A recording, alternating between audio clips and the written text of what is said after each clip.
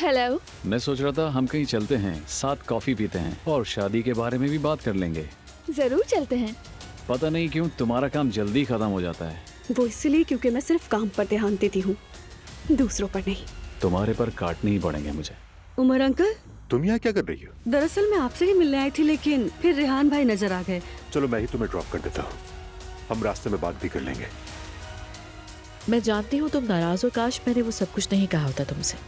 कोई बात नहीं। उमर, कैसी हो तुम? मरियम बेगम, मैंने तुम्हें बहुत दुख दिया।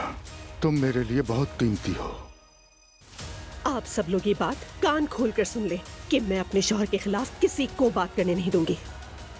बाबा, हमें तो जैसे नजर ही लग गई है। अजलान की तलाक हो रही है और आपका मामला सब पर वाज़ेह है। मेरा जो मामला था वो बंद हो चुका है, अब कभी नहीं खुलेगा। अब्दुल्ला साहब के साथ क्या हुआ है ये बताओ मुझे। अलिफ, मैंने अंगूठी भी वापस भेज दी है। तो हमेशा के लिए खत्म? बिल्कुल नहीं।